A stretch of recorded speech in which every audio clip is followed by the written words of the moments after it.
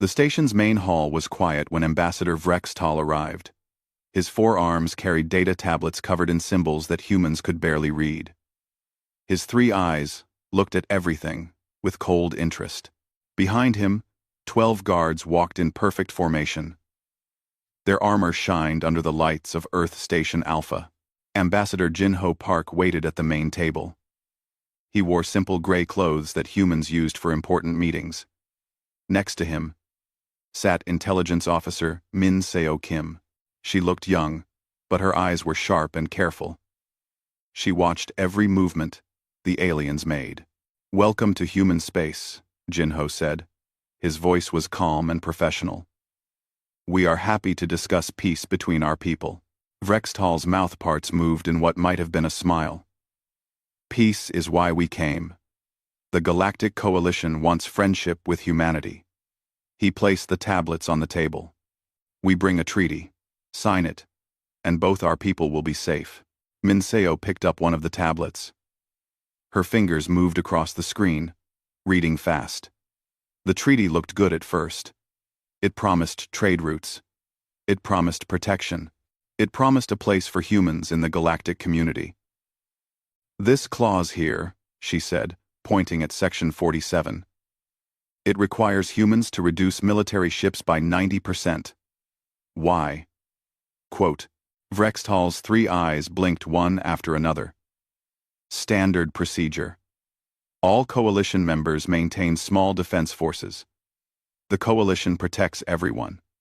Large military fleets are not needed." Jinho leaned forward.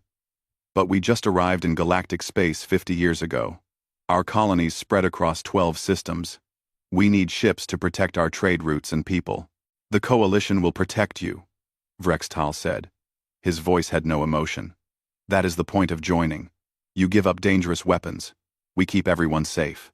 Minso and Jinho looked at each other. Something felt wrong. The treaty seemed too demanding. Why would the coalition want humans nearly defenseless? "We need time to review this," Jinho said. "Such an important decision requires careful thought." Vrextal stood up. All 4 of his arms moved in a gesture that seemed annoyed. "You have 3 days. Then we need your answer." He and his guards left the room. Their footsteps echoed in the empty hall. When the doors closed, Minseo immediately activated her security tablet. "I don't trust him. Something about this feels like a trap." "I agree," Jinho said. "Contact Fleet Command. Tell them to watch for unusual activity near our borders." Minseo worked through the night. She connected with intelligence stations across human space. Her team watched coalition ship movements. They listened to encrypted communications. They searched for any sign of danger. At dawn, she burst into Jinho's office. Her face was pale. "We found something. The coalition is moving massive military forces to our border systems. Over 500 warships. They're positioning for simultaneous attacks on all 12 of our colonies." Jinho felt his blood turn cold. "They're planning to attack us? The treaty is a trap," Minseo said. "They want us to destroy our own fleet. Then they'll strike when we're defenseless. Intelligence shows they plan to eliminate human expansion completely." Jinho grabbed his communication device. "Get me Fleet Admiral Sung Jae Lee immediately." 30 minutes later, they stood in the war room deep inside the station. Admiral Lee looked at the star maps showing coalition fleet positions. He was an old man with gray hair and tired eyes. But those eyes burned with anger now. "They think we're weak," Admiral Lee said quietly. "They think humans are easy to destroy because we're emotional and scattered. Can we fight them?" Jinho asked. 500 coalition warships against our visible fleet of 50 ships? Admiral Lee smiled. It was not a happy smile. "Our visible fleet. Yes. But the coalition doesn't know everything about humans." Minseo looked confused. "What do you mean?"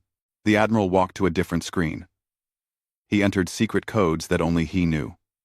The screen showed strange readings from deep space. Dark zones between stars showed unusual energy signatures. "Humans learned something from our history on Earth," Admiral Lee said. We fought terrible wars. We destroyed each other with weapons that could end the world. We learned a hard lesson. Never let your enemy see all your weapons. Never put all your strength where they can count it. What are you saying? Jinho whispered. 60 years ago, when we first built faster-than-light drives, we made a plan.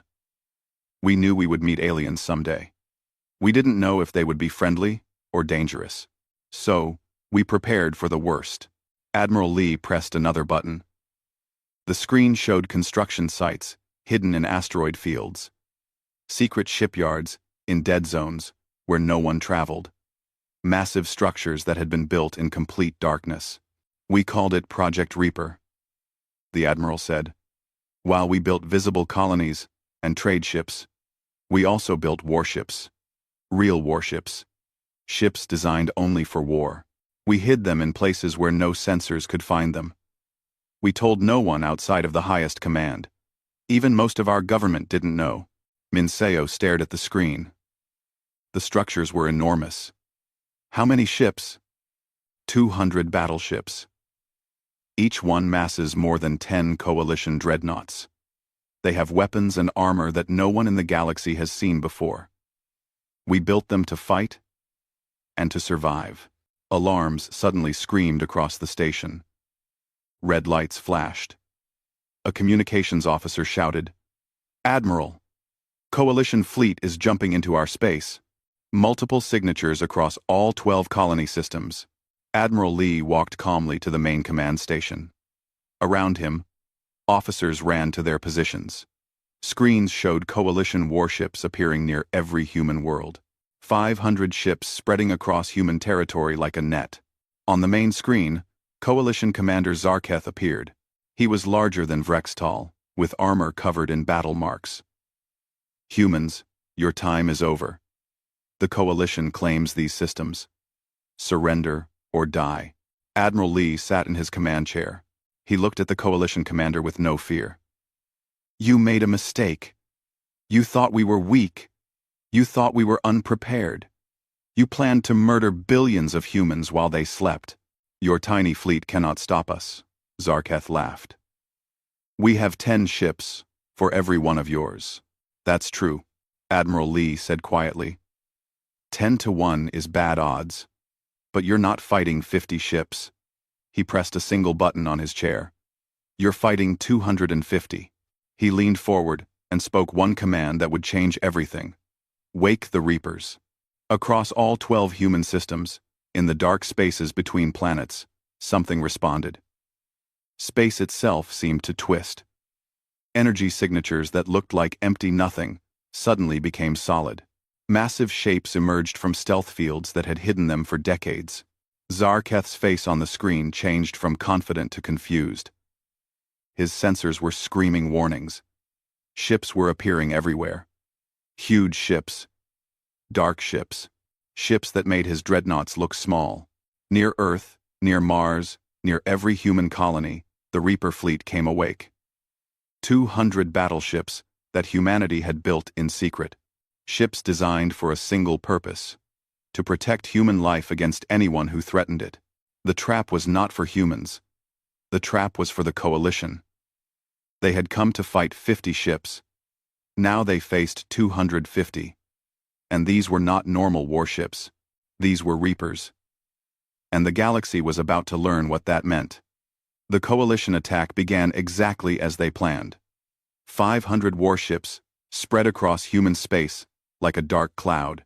They moved toward colonies and trade stations with weapons charged. Their commanders expected easy victory. Commander Zarketh watched from his flagship as his ships approached the human colony on Proxima 7. The planet below held 2 million humans. His sensors showed only weak orbital defenses, 3 small defense platforms and 2 escort ships. Nothing that could stop his squadron of 20 warships. "Target the orbital platforms first," Zarketh ordered.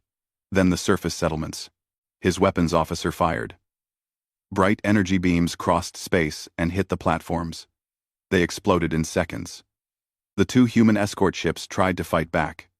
Their weapons were small and weak. Zarketh's ships destroyed them without taking damage. "This is too easy," his tactical officer said. Where is their main fleet? Zarketh smiled with his mouth parts. Running away, probably. Humans are cowards. They know they cannot win. Readers. Readers not Lena. Readers not win. Readers not win. Readers not win.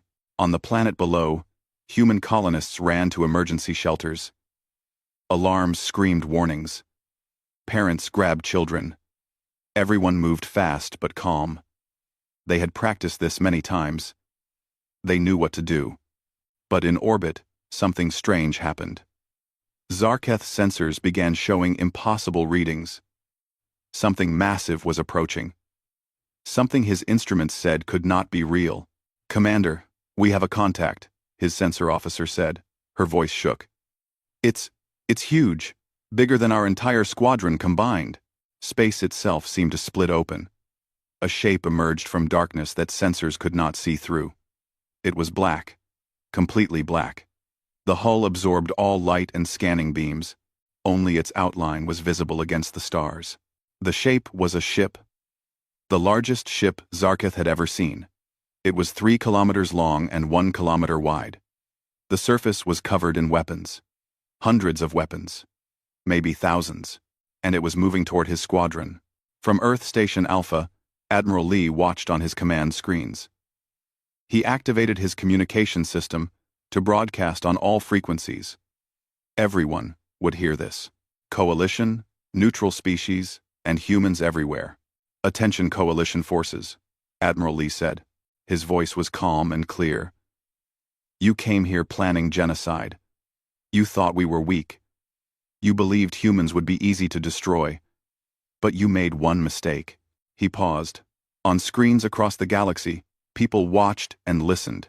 You never asked what humans do when we're afraid. Admiral Lee continued. You never wondered what we build when we know others want us dead. Let me show you. Near Proxima 7, the massive black ship powered all its systems. The hull lit up from inside as the reactor came fully online. Energy readings made Coalition sensors scream. This one ship produced more power than 10 of their dreadnoughts. This is Captain Hee Jin Choi of the human battleship Indomitable. A woman's voice came over communications.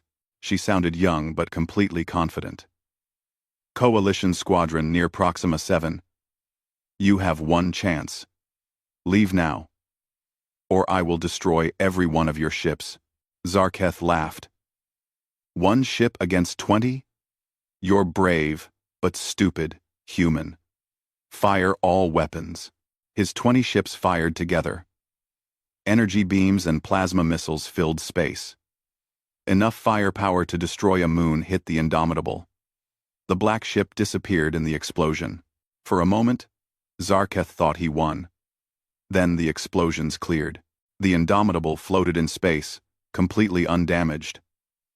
Its black armor had absorbed everything. Not even a scratch showed on the hull. Impossible. Zarketh whispered. Your turn, Captain Chai said. The Indomitable's weapons fired. But these were not energy weapons. These were physical weapons. Railguns. Massive magnetic accelerators that threw solid metal slugs at incredible speed. The slugs were only 1 meter long, but they moved at a significant fraction of light speed. Coalition shields were designed to stop energy weapons. They could not stop solid matter moving that fast. The first slug hit Zarketh's cruiser directly. It went through the shield like it was not there. It went through the armor like paper. It went through the entire ship from front to back. The cruiser exploded. The Indomitable fired again and again. Each shot destroyed 1 Coalition ship. The railguns needed only 3 minutes to fire 20 times. 3 minutes to destroy 20 ships. Zarketh's flagship was last. He sat in his command chair, frozen with fear. He watched the black ship turn its weapons toward him. He tried to give orders, but words would not come. The final railgun slug hit his flagship in the engine section. The reactor lost containment. The explosion was visible from the planet's surface. Captain Choi watched the debris field spread. Her tactical officer, Young Min Song, stood next to her. He was checking damage reports. All enemy ships destroyed, Youngmin said. Indomitable took no damage. All systems operating at full capacity. Good, Choi said. Send message to Admiral Lee. Proxima 7 is secure. Ready for next target. But similar scenes played across all 12 human systems. More massive black ships emerged from hiding. Each one appeared near a coalition attack force. Each one brought overwhelming firepower. The coalition scouts sent desperate messages back to their high command. They reported impossible ships, weapons that went through shields, armor that could not be damaged. They reported losing ships faster than they could count. The coalition high commander received all these reports. He looked at the battle map in horror. His 500 ships were being destroyed. In the first hour, 50 were already gone. The losses accelerated. How many ships do humans have? He demanded. An intelligence officer checked incoming data. Her face went pale. We count 200 battleships. All of massive size. All with capabilities beyond our technology. And... She paused. The words sent cold fear through the command center. Hunting. The human ships were not waiting for coalition forces to attack. They were chasing coalition ships down. In space near Mars Colony, another coalition squadron tried to retreat. 10 ships turned and ran at maximum speed. Behind them, a human Reaper battleship named Relentless pursued. The coalition ships were fast. But the Relentless was faster. It accelerated smoothly, closing the distance. The coalition commander could not believe it. His instruments said the massive human ship should be slow. It was a fortress. Fortresses do not move like fighters. But it did. The Relentless caught the fleeing squadron in minutes. Its railguns fired in a precise pattern. 1 shot per ship.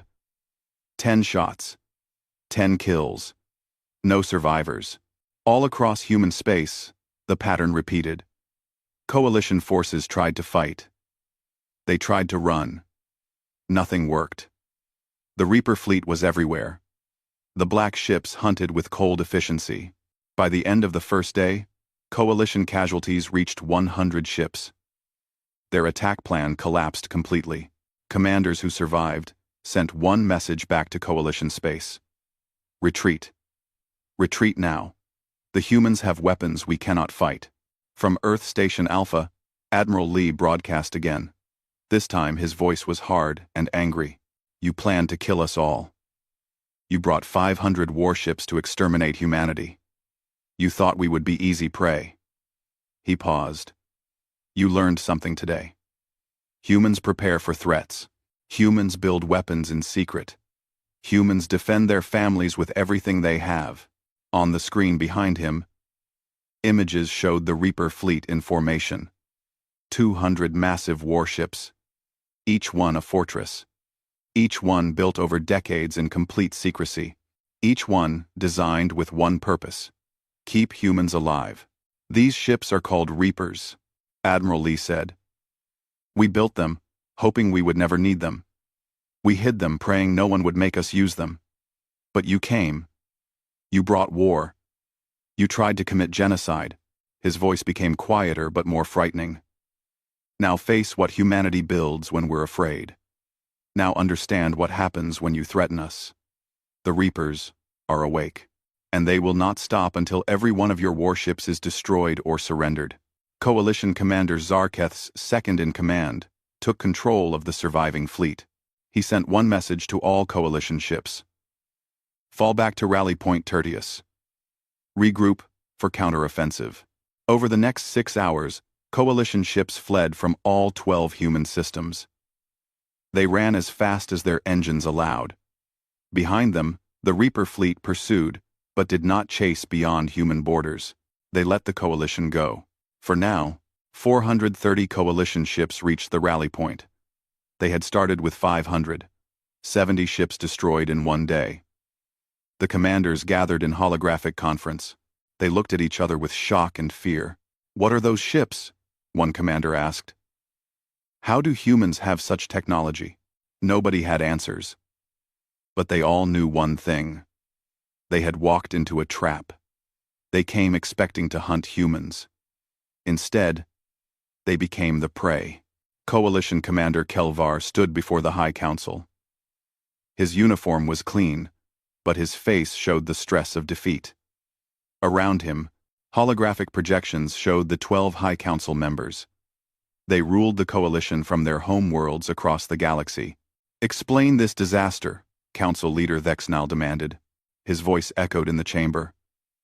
You lost 70 ships in one day. 70 ships against primitives who joined galactic space only 50 years ago. Kelvar kept his voice steady. The humans had weapons we did not know about. Their battleships are larger and more powerful than anything in our fleet. Their armor cannot be penetrated by our weapons. Their railguns go through our shields like they do not exist. Impossible. Another council member said. Our intelligence reported humans had only 50 ships. Small ships. Weak ships. That is what they wanted us to believe, Kelvar said. They hid 200 battleships in dead zones, where sensors cannot reach. They built them in secret over decades. These ships are not civilian vessels converted for war. They are pure military design, built only for killing. The council members spoke among themselves. Their voices mixed into angry noise. Finally, Thexnal raised one limb for silence. We have 800 fresh ships mobilizing now, Thexnal said. Take them. Destroy the humans. Do not return until human space is ours. Kelvar wanted to argue. He wanted to say this was foolish. But he knew better. The council did not accept failure. He saluted and left. In human space, Admiral Lee gathered his fleet captains in holographic conference. 200 faces looked at him from their ship bridges. Captain Choi of the Indomitable was there. So were captains of every Reaper battleship. Coalition is sending reinforcements, Admiral Lee said. Intelligence reports 800 ships are moving toward our borders. They will arrive in 3 days. Some captains looked worried. Others looked angry. Captain Choi spoke first. 800 against our 200. Still bad odds. But we proved our ships are superior. The Reapers were built for this. Admiral Lee agreed.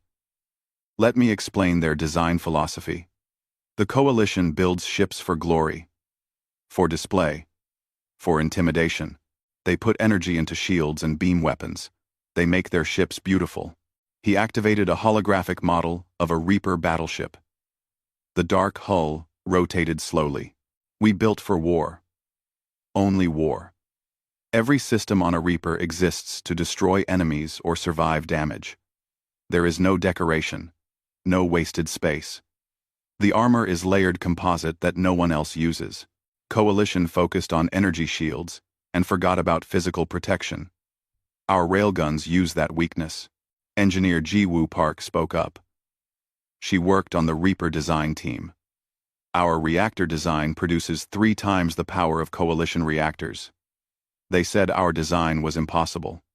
We proved them wrong. The extra power means faster speed, stronger shields, and more weapons fire. Speed is our advantage, another captain added. Coalition thinks fortresses are slow. They expect us to defend positions. We can chase them down instead. Admiral Lee nodded. Exactly. When the Coalition arrives with 800 ships, we will not wait for them. We will hunt them in small groups. Use our speed and armor. Target their supply lines. Destroy their coordination. Make them afraid. The meeting ended. Each captain returned to their ship with clear orders. The Reaper fleet would split into hunter groups. They would strike fast and disappear. They would make the Coalition fear empty space. 3 days later, Coalition reinforcements entered human territory. 800 warships in formation. Kelvar commanded from his new flagship, Eternal Glory. He felt better with so many ships. Surely numbers would win. His sensors immediately detected human ships, but not in defensive positions. The Reapers were moving in scattered groups. They looked like they were avoiding battle. "They are running," Kelvar said with satisfaction. "All ships, pursue. Do not let them escape." It was exactly what Admiral Lee wanted. The Coalition fleet broke formation to chase different Reaper groups. The organized attack became scattered hunting. Captain Choi led 5 Reapers through an asteroid belt. Her sensors showed 40 Coalition ships following. Their commander thought he trapped her. He was wrong. "Take positions," Choi ordered. Her 5 ships moved behind large asteroids. The dark hulls became nearly invisible against the rock. Young Min Song worked his tactical station. Enemy squadron entering the belt. "They are searching for us." "Wait," Choi said calmly. "Let them get deep inside." The 40 Coalition ships spread through the asteroids. Their active sensors pinged constantly, trying to find the Reapers. But the black armor absorbed the sensor beams. The Coalition sensors showed nothing but rocks. "Now," Choi said quietly, the Indomitable rose from behind its asteroid. It was above the Coalition formation. Every weapon locked onto different targets. The railguns fired. 5 Coalition ships exploded before they even knew what happened. The other 4 Reapers emerged from different positions. They created a crossfire that trapped the Coalition squadron. "Return fire!" The Coalition commander screamed. His ships tried to shoot at the Reapers, but the asteroids blocked their aim. The Reapers had cover. The Coalition ships did not. It took 10 minutes. 40 Coalition ships destroyed, 5 Reapers without a scratch.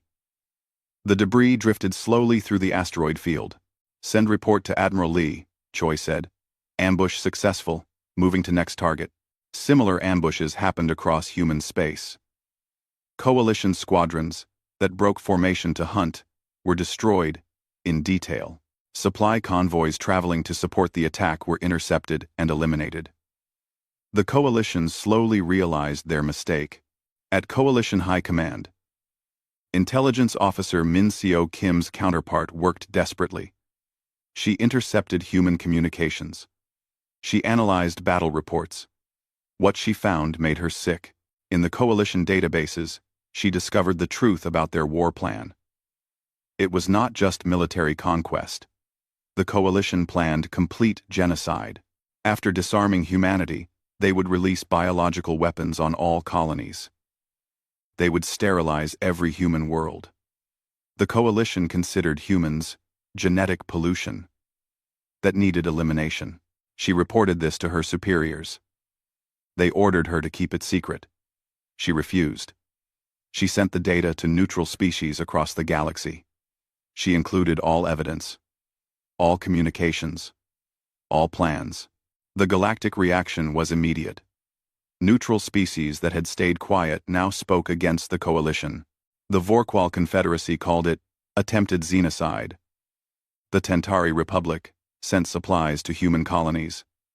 The Coalition's reputation collapsed. More importantly, humans learned the truth.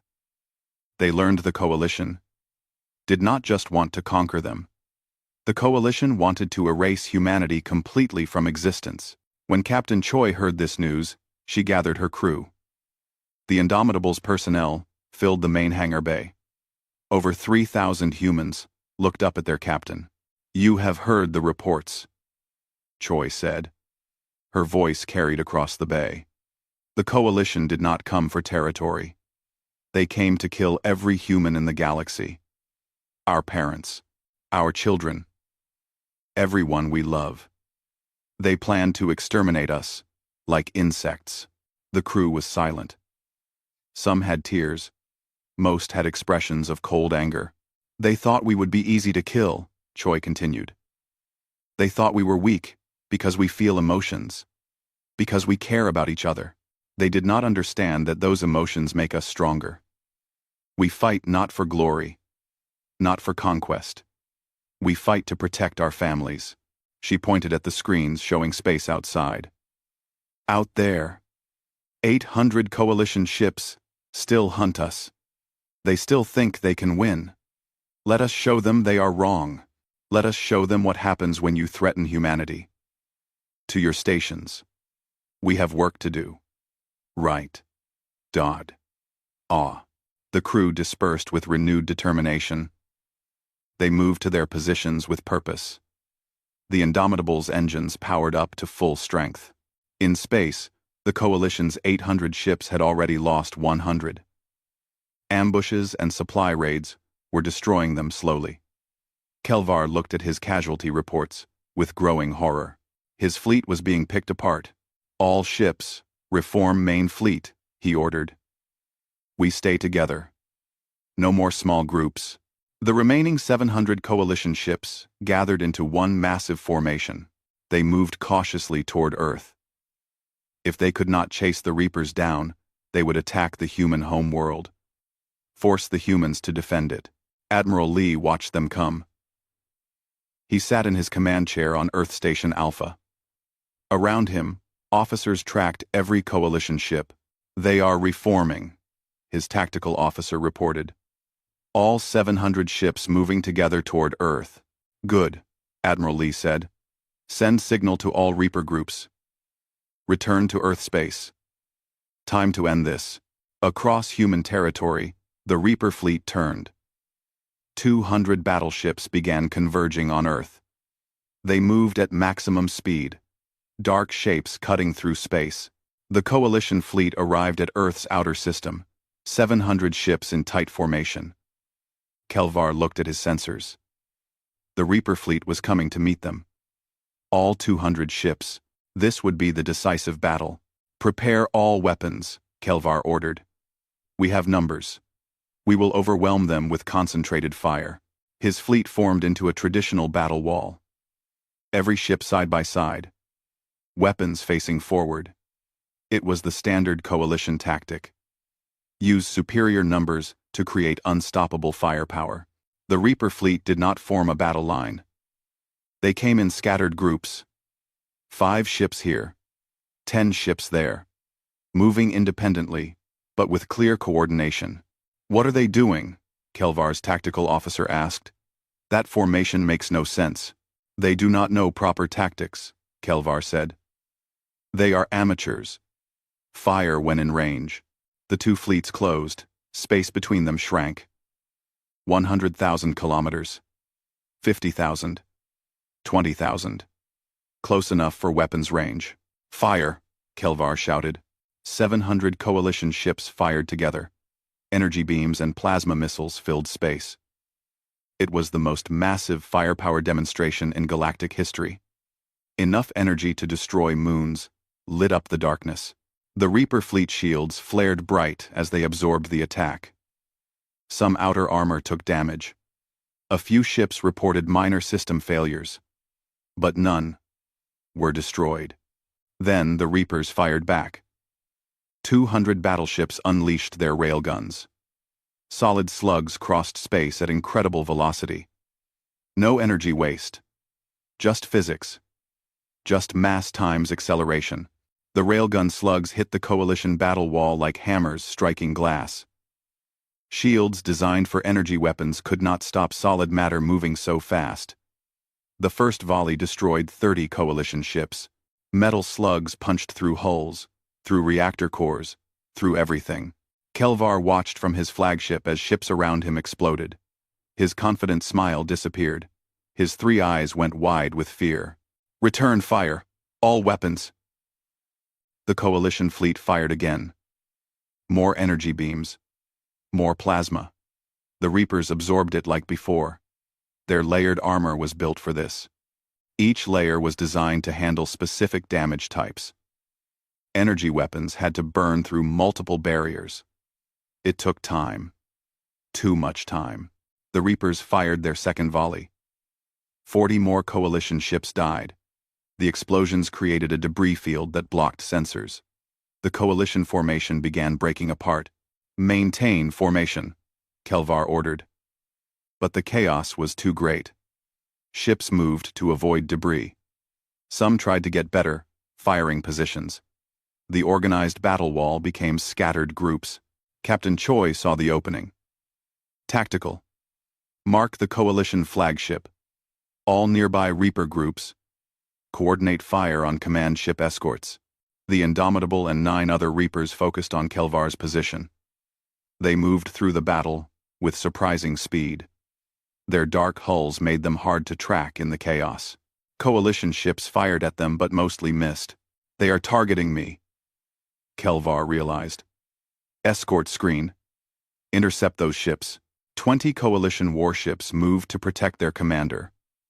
They put themselves between the Reapers and the flagship. They fired everything they had. The lead Reaper took multiple hits. Its forward armor glowed red from energy weapon impacts. But it kept coming. The armor was thick. Very thick. It would take sustained fire to penetrate it. The Reapers did not give them time. 10 ships fired as one. 20 escort vessels exploded in seconds. The path to Kelvar's flagship was clear. "All power to shields," Kelvar shouted.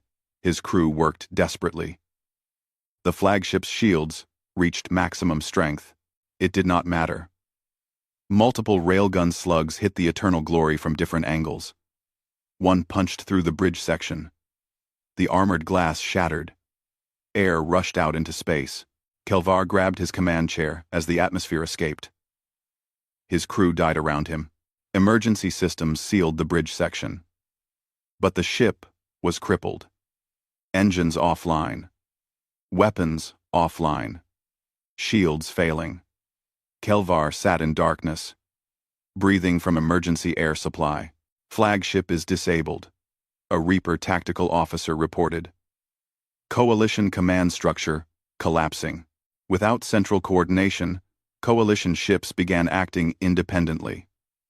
Some captains tried to fight. Some tried to run. There was no organized response. The battle became chaos. Admiral Lee watched from Earth Station Alpha. His command screens showed the battle in detail. Coalition ships died by the dozens. His forces were winning. But something bothered him. "They are desperate," he said quietly. "Desperate enemies do dangerous things." He was right. Coalition ships suddenly changed tactics. Instead of trying to win, they tried to cause maximum damage. 50 ships accelerated toward Earth at maximum speed. Their reactors were overloading. They planned to ram the planet and self-destruct. "Intercept those ships," Admiral Lee ordered. "Do not let them reach Earth." 10 Reaper battleships moved to block the suicide run. They positioned themselves between the approaching ships and the planet. Their railguns fired continuously. Each shot destroyed one Coalition ship. But 50 ships were coming fast. The mathematics were simple. 10 Reapers. 50 targets. Not enough time to kill them all before they reached ramming range. "Brace for impact," Captain Hee-Suk Nam said from the Reaper battleship Defiant. Her ship was directly in the path of 5 Coalition ships. She knew what would happen. "Send message to Earth. Tell my family I love them." The Coalition ships reached the Reaper defensive line. 3 of them were destroyed at the last second. 2 got through. They slammed into the Defiant at full speed. Their overloading reactors detonated. The explosion was massive. It consumed the Defiant completely. The battleship broke apart under the force. Over 3,000 crew members died in seconds, but they stopped the suicide run. The other Reapers destroyed the remaining Coalition ships before they could reach Earth. The planet was safe, but the cost was high. Admiral Lee watched the Defiant's signal disappear from his screens. He closed his eyes for a moment. Then he opened them and continued commanding. Grief would come later. Now he had work to finish. Across the battle, Coalition ships realized their suicide tactic failed. Those who tried were destroyed. Those who remained faced the simple fact: they were losing. Badly. Kelvar's second officer took command from a surviving ship. He looked at the tactical display. Started with 800 ships. Now, only 300 remained combat effective. 200 more were damaged and fleeing. The Reaper fleet was still at nearly full strength, Send signal to all ships, the second officer said quietly. All ships. Retreat. Fall back to Coalition space. The order went out. Coalition ships that could still move turned and ran. Their faster-than-light drives charged. One by one, they jumped away from Earth space. They left their dead behind. Over 500 ships destroyed. Thousands of crew members dead. The Reapers did not pursue beyond human borders. They let the Coalition run. Admiral Lee's orders were clear. Defend human space, but do not invade Coalition territory. Humanity did not want conquest, only safety. As the last Coalition ship jumped away, the Reaper fleet regrouped near Earth. Captain Choi looked at damage reports from the Indomitable. 30% of the armor was damaged. Some weapon systems needed repair, but the ship was functional. Her crew was alive. Casualties across the fleet? She asked young Min Song. He checked his screens. His face was sad. The Defiant was destroyed. Total loss. 3 other ships took severe damage but can be repaired. Overall, casualties. 200 dead. 800 wounded. It was a small number compared to Coalition losses. But each number was a person. Someone's family member. Someone's friend. Choi felt the weight of it. Send message to Admiral Lee, she said. Battle 1. Earth is secure. Requesting permission to conduct memorial service for the fallen. Permission came quickly. Across the Reaper fleet, crews gathered in their ships' main areas. They held simple ceremonies for those who died. No fancy speeches. Just honest words from people who knew them. On Earth, people watched the battle on their screens. They saw the Coalition arrive with 800 ships. They saw those ships die or run away. They saw the Defiant sacrifice itself to protect the planet. The whole world mourned the lost crew. At Coalition High Command, the remaining council members gathered.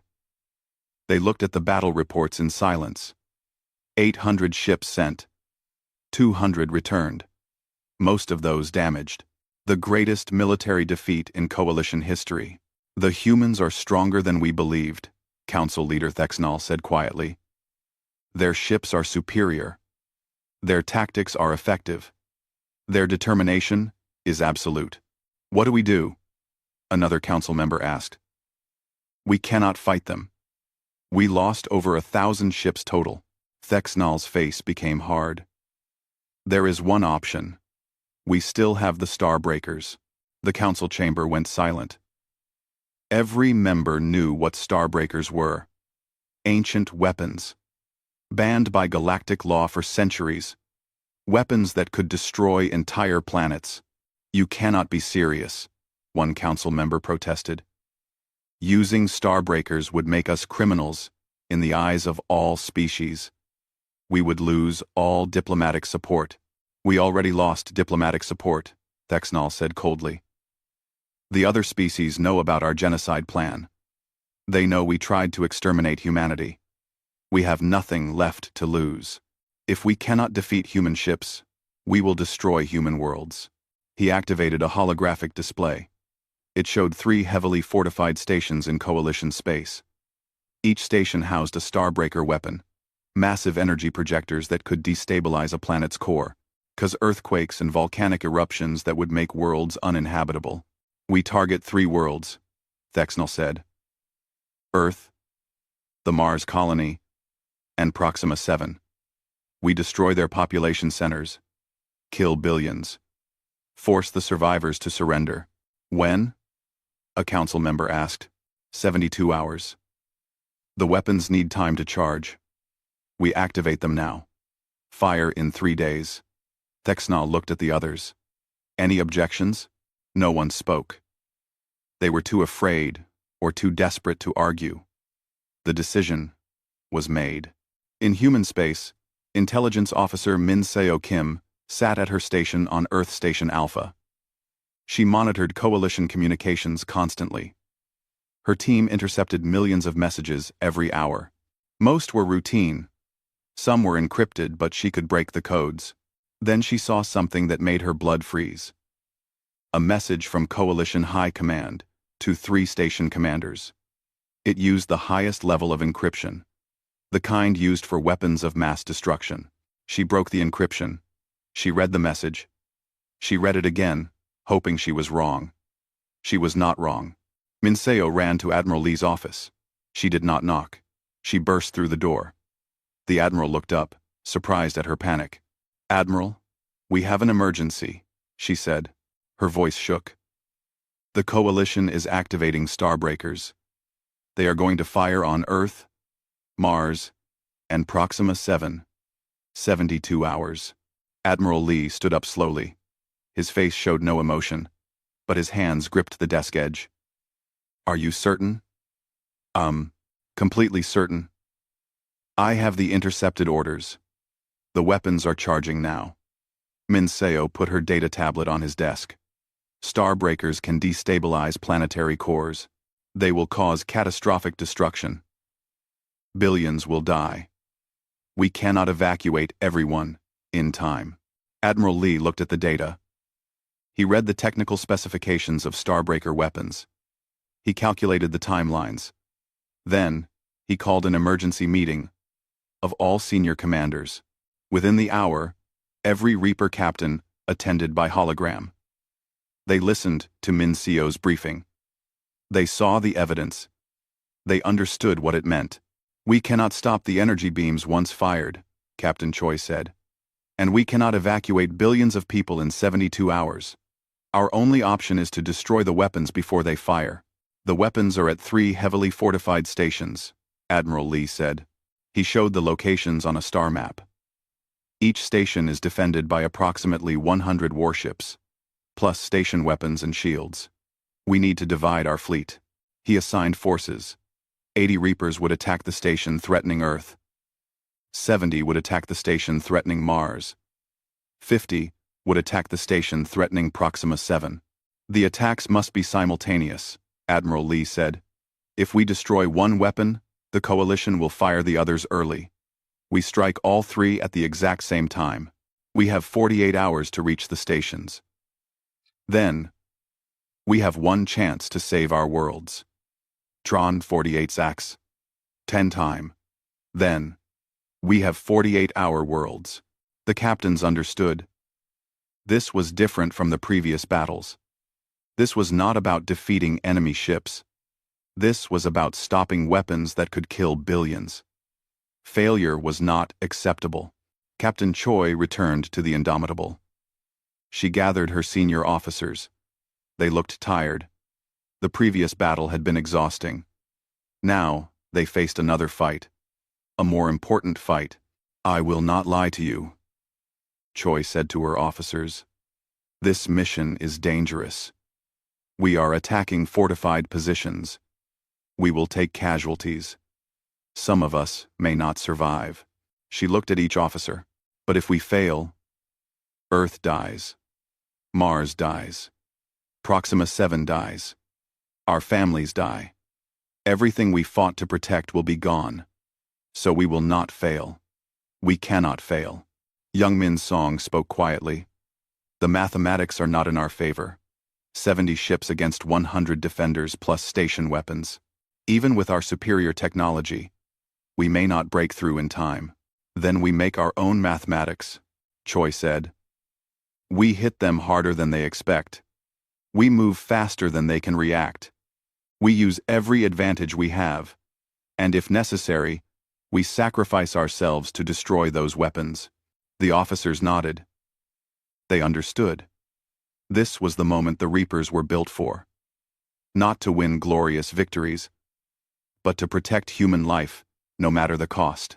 The Reaper fleet divided into 3 task forces. They jumped to faster-than-light travel.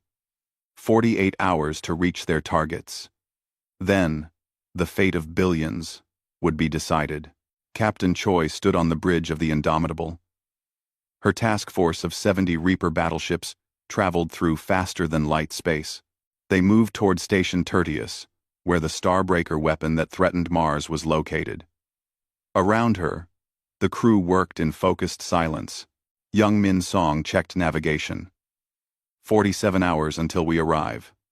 Coalition defenses will be ready for us. Intelligence shows 100 warships positioned around the station. They know we are coming, Choi agreed. But they do not know how desperate we are. When we arrive, we attack immediately. No warnings. No negotiations. We destroy that weapon, or we die trying. She walked through her ship during the journey. She visited the engine room, where Ji Woo Park's engineering team worked on keeping systems at peak efficiency. She visited Medical Bay, where doctors prepared for casualties. She visited the crew quarters, where young men and women wrote messages to their families. Do you think we will make it back? A young weapons officer asked her. His name was Taeyang Shin. He looked barely 20 years old. Choi did not lie to him. I do not know. The odds are not good. But I know this. If we do not stop that weapon, your family on Mars dies. Everyone on Mars dies. So we will stop it. Whatever it takes. Taeyang nodded slowly. Then I am ready. In another part of space, Admiral Lee led 80 Reapers toward the station, threatening Earth. He sat in his command chair, watching the countdown. 36 hours until arrival. He thought about his wife and children on Earth. He thought about the 2 billion people living on his home world. Admiral, message from the other task forces, his communications officer said. Captain Min reports Task Force Blade is on schedule. Captain Choi reports Task Force Anvil is on schedule. Good, Lee said. Send reply. Stay coordinated. We strike together, or not at all. Captain Jae-hoon Min commanded the smallest task force. Only 50 Reapers headed toward the station, threatening Proxima 7. He knew his force faced the worst odds. Fewer ships, same number of defenders, but he did not hesitate. We are the smallest force, he told his captains. But Proxima 7 has 2 million colonists. Many are children. Families. They deserve to live. We will make sure they do. 48 hours passed quickly. The 3 task forces arrived at their targets simultaneously. Captain Choi's sensors showed Station Tertius orbiting a gas giant. The station was massive, 20 kilometers across. The Starbreaker weapon was visible as a huge energy projector, pointing toward empty space, toward where Mars would be when the weapon fired. Coalition Defense Fleet is in formation around the station, Youngman reported. Confirmed. 100 warships. Multiple weapon platforms on the station itself. Heavy shields protecting the Starbreaker. Time until the weapon fires? Choi asked. 16 hours. The charging sequence is already active. If we do not destroy it in 16 hours, Mars dies. Mars. Choi opened communication to her task force. All ships, this is Choi. You know what we face. You know what happens if we fail. I will not give inspiring speeches. I will only say this. Our families are counting on us. Attack formation. Full speed. Hit them with everything. 70 Reaper battleships accelerated toward the station. They did not try to be clever. No ambush tactics, no tricks.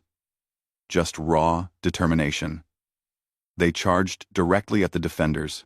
Coalition Commander Vectar watched them come. He commanded the defense fleet from his flagship. Foolish humans. They attacked directly into our prepared defenses. All ships, open fire. 100 coalition warships fired together. Energy beams and missiles filled space. The Reapers' shields lit up bright as they absorbed the attack. Several ships reported armor damage. But they kept coming.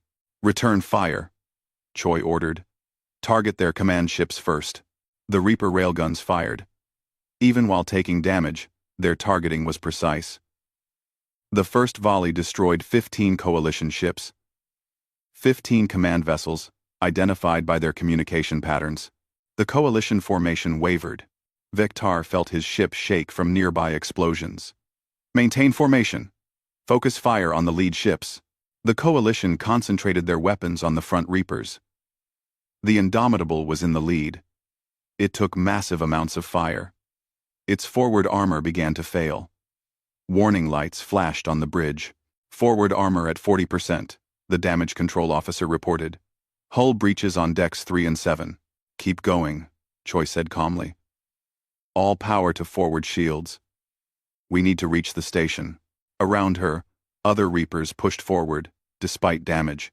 They created a wall of ships that absorbed punishment and kept advancing. The Coalition fired desperately. They destroyed 3 Reapers. Then 5 more. But the rest kept coming. The Reapers reached close range. Now their superior armor became the deciding factor. At close range, they could fire continuously while the Coalition struggled to penetrate their hulls. The battle became brutal. Ships on both sides exploded, space filled with debris and radiation. 40 Coalition ships destroyed, Young Min reported. We have lost 8 Reapers. 20 more. Heavily damaged. The station shields are still up, Choi said. We need to break through to the Starbreaker itself. She made a decision. A hard decision. All ships. Concentrate fire on one section of the station shields. Pour everything into that one point. Ignore the enemy ships. Focus on the shields. And Passin. Weth. It was risky. It meant taking fire without fighting back against the warships. But it was the only way to break through massive station defenses. 70 Reaper battleships turned their weapons on one small section of the station shield. Hundreds of railguns fired at the same spot. The shield glowed bright white. Energy readings went off the scale. The Coalition generator tried to compensate. It could not handle the focused assault. The shield section failed. A gap opened in the station's defenses. Now, Choi ordered. Boarding teams, launch. Small assault shuttles launched from the Reapers. They carried Marine teams trained for this exact mission. The shuttles flew through the shield gap, while Reapers provided covering fire. Marine Commander So-Yeon Lee led the assault team. Her shuttle took fire from station weapons. The hull shook. One of her Marines died when a hull section ripped open. But they made it through. The shuttle crashed into the station's docking bay. Move! Move! So-Yeon shouted. Their mission was simple. Reach the Starbreaker control room and destroy it. Station defenders fired from defensive positions. Coalition soldiers tried to stop the Marines. Firefights erupted in corridors. So-Yeon's team fought through with determination. They had 15 hours. Not enough time to be careful. Charges on the door, So-Yeon ordered. They reached a heavily armored door marked with Coalition symbols. It led to the weapon control center. Her demo expert placed explosives. Everyone took cover. The explosion was massive in the enclosed space. The door blew inward. Marines charged through smoke and fire. Inside, Coalition technicians worked desperately to keep the weapon charging. They looked up in fear as armored humans burst into the room. Stop the weapon, So-Yeon ordered. The Coalition technicians refused. They were loyal or afraid. It did not matter. So-Yeon's demolition expert went straight to the control systems. He placed charges on the main computers, on the power conduits, on everything that controlled the Starbreaker. Charges set, he shouted. 30 seconds. Everyone out. So-Yeon ordered. The Marines ran. They sprinted back through corridors, past Coalition soldiers, toward the docking bay. 25 seconds. 20 seconds. They reached their shuttle. Engines were damaged but functional. The pilot got them airborne. 15 seconds. 10 seconds. The shuttle cleared the station. 5 seconds. 3 seconds. 1. The explosives detonated. The control systems exploded. Power conduits overloaded. The Starbreaker weapons charging sequence stopped.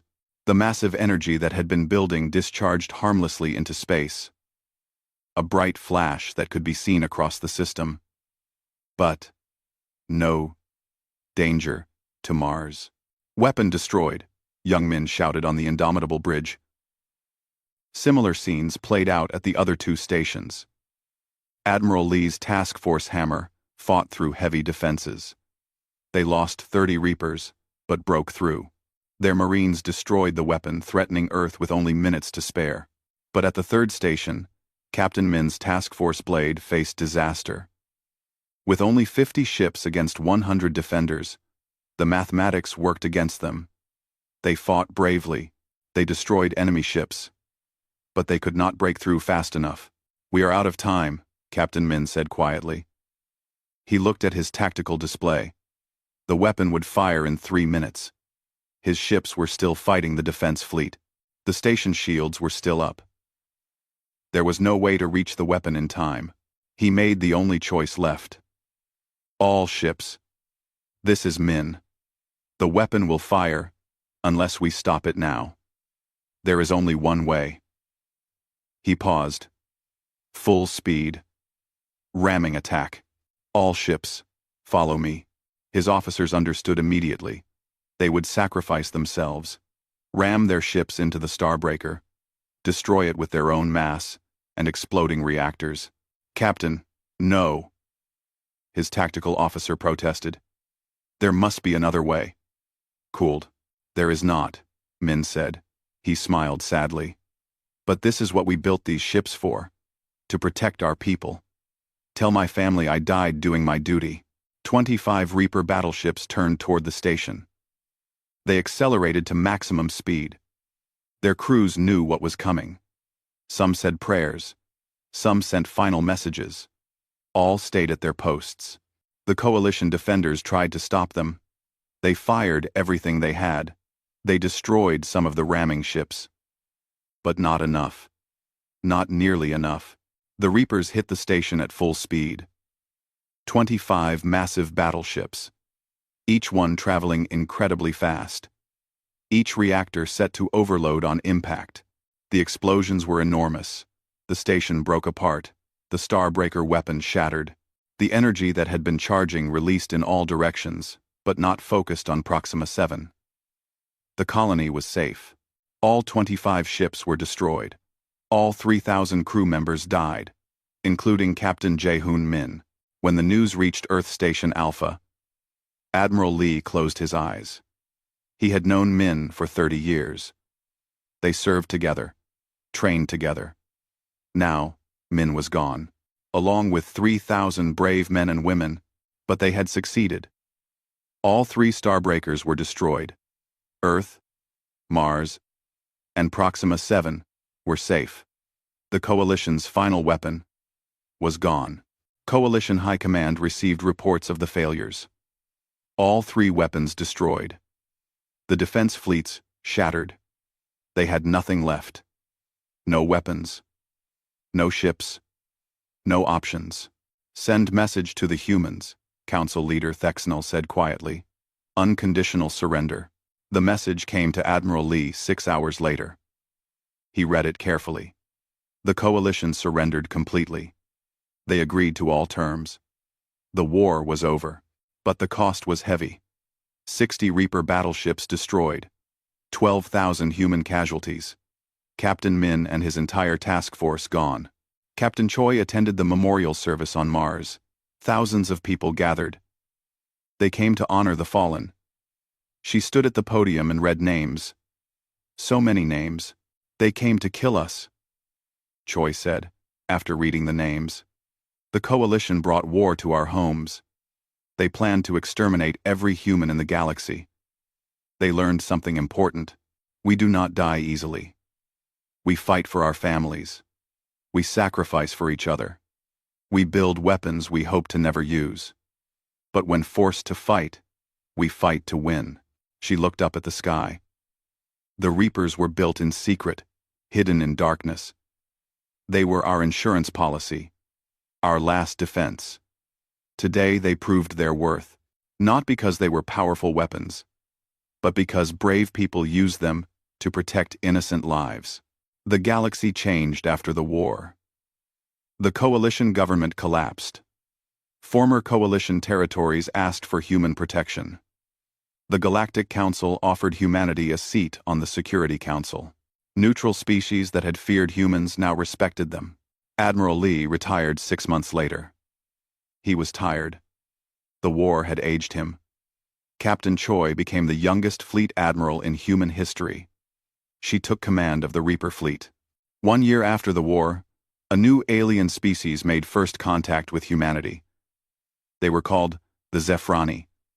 They seemed friendly, but cautious. Their ambassador came to Earth Station Alpha. Min Seo Kim, now director of First Contact, met with the Zephrani ambassador. They talked about trade, about culture, about cooperation. Then the ambassador asked about the dark ships they saw on long-range sensors. "What are those vessels?" the ambassador asked. "They appear very powerful, very dangerous." Min Seo looked at him carefully. "Those ships exist because someone once threatened us. They thought we were weak. They tried to exterminate us. They learned. Humanity protects its own." She stood and walked to the window. Outside, the Reaper fleet floated in formation. 240 ships now. Humanity had built 40 more, just in case. "Be our friend," Min Seo said. "And you will never fear those ships. They will protect you too. Be our enemy." She paused. "Be our enemy, and you will understand why they exist." The Zephrani ambassador looked at the dark battleships. He saw their weapons, their armor, their power. He made his choice quickly. "We choose friendship." Min Seo smiled. "Then welcome to humanity's circle of protection." Far in deep space, the Reaper fleet maintained its eternal watch. Silent guardians of human worlds. They were built in secret, revealed in desperation, proven in war. Now they stood as a promise to the galaxy. The promise was simple. Humanity will defend itself. Humanity will protect its people. Humanity will never be helpless again. Those who came in peace would find friendship. Those who came with war would find only death. The Reapers made sure of that. The galaxy learned the lesson well. No one threatened humanity again. Not because humans sought conquest, but because everyone understood the simple truth. Humans prepared for war during peace. They built weapons, hoping never to use them. But when forced to fight, they fought with absolute determination. They sacrificed everything to protect their families. They turned hidden ships into legendary defenders. The war had been intended to take human lives. Instead, it taught the galaxy what happens when you threaten humanity. The Reapers were the lesson. A lesson written in metal and fire and sacrifice.